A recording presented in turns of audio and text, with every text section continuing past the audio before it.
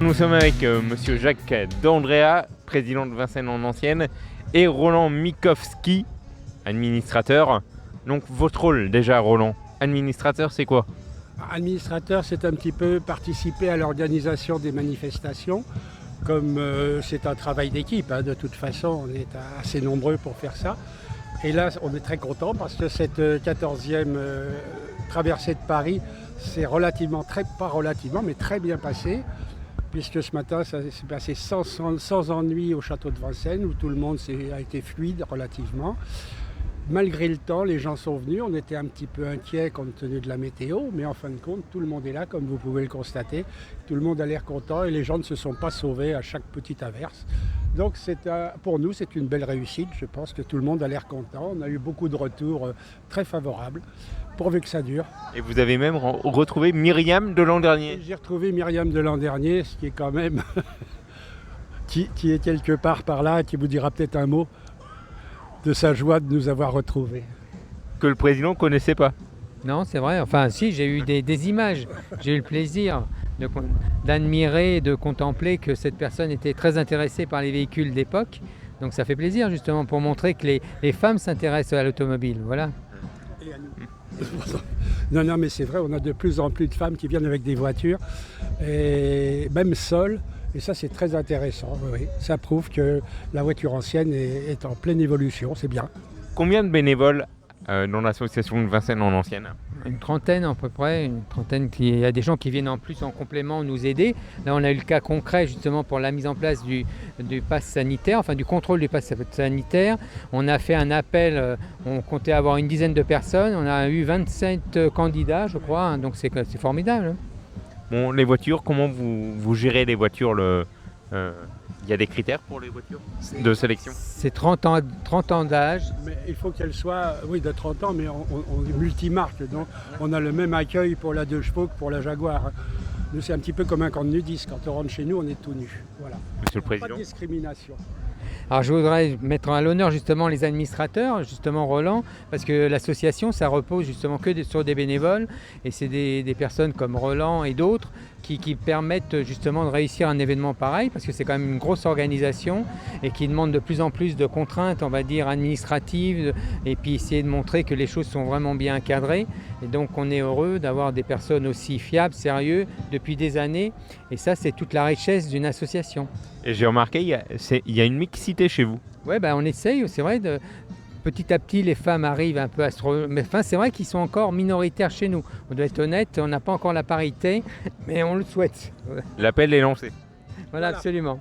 Bon, le bilan concrètement, de cette traversée de Paris, 13e édition, vous l'avez dit. 14e édition. Voilà, donc un bilan formidable pour moi, je trouve, compte tenu des aléas climatiques qui ont inquiété un petit peu des personnes.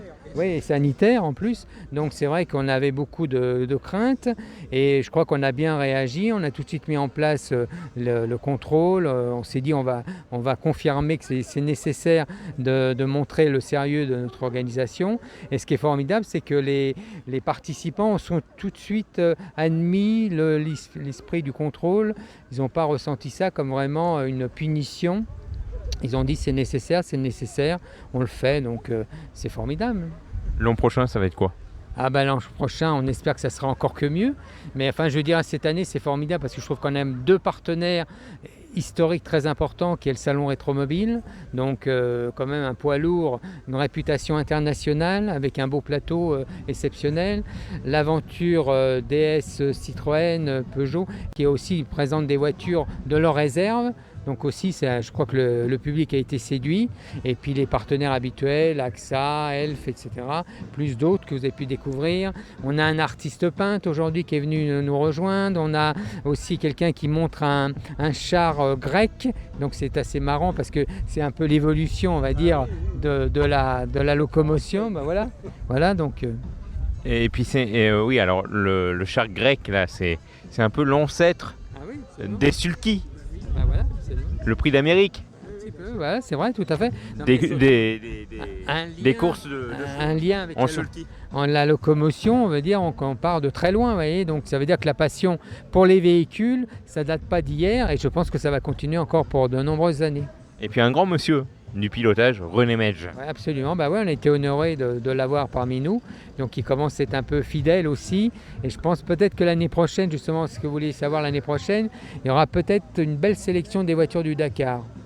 Ah bon? Voilà, c'est un scoop. Avec peut-être des pilotes. Peut-être des pilotes de renom, pour l'instant on n'en dit pas plus, mais c'est à l'étude, avoir un beau plateau de véhicules de rallye avec des pilotes de renom. Bon, est-ce que Sébastien Loeb pourrait être ici l'an prochain? Ça, on rêve, hein, mais là, bon, je sais pas encore, mais Voilà. Savoir s'il va venir. Voilà. L'inviter, on va le faire. Mais vous savez que Sébastien Loeb, c'est quelqu'un de humble, très très humble. On l'a interviewé déjà au trophée Andros, n'est-ce pas, David, mon caméraman, voilà. Ah ben j'espère, on serait honoré d'avoir des pilotes de ce renom, hein, donc il est le bienvenu, donc l'appel est lancé, on va dire. Mais il y en a d'autres, même en moto. Oui, bien sûr, on ne va pas tous les citer parce que sinon on va en vexer certains, mais en général, on apprécie tous les grands pilotes, auto, moto, c'est un peu notre nature, c'est de mettre en avant tous ces grands noms qui ont défendu les couleurs du sport. Voilà. Bon, un président heureux, on le voit avec le sourire, la météo est là, il y a le soleil avec nous, la pluie n'est pas là. Qu'est-ce qu'on peut demander de plus? C'était génial, il est tombé quelques gouttes, mais c'est rien du tout. Tout a été balayé en moindre rien. Et puis il ne faut pas oublier le village militaire qu'on a eu cette année, l'Univem. Avec de faire un beau village aussi. Hein. Un beau plateau de moto. Un beau plateau, bien. Hein, c'est intéressant. Donc et en plus, c'est des gens qui sont très motivés, très heureux de participer. Et j'ai partagé avec eux, avec le président du club, en me disant que les gens presque se battaient pour venir, en disant ça nous fait plaisir d'être à la traversée de Paris. Donc, tant mieux. Hein, c'est bien. Oui, bien sûr.